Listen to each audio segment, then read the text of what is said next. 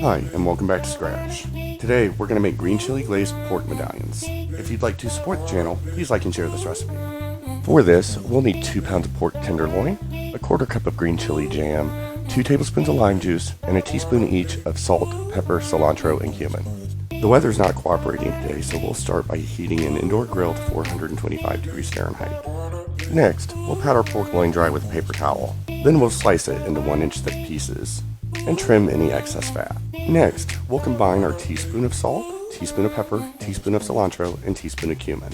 Then, we'll mix our quarter cup of green chili jam and 2 tablespoons of lime juice. Afterward, we'll rub the pork with the spice mixture.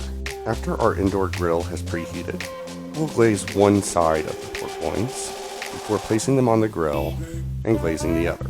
We'll allow these to grill for 6 minutes on the indoor grill. If grilling on an outdoor grill, grill for 5 minutes on each side. You can make extra glaze for serving if desired. And remember, if you like the content, please subscribe.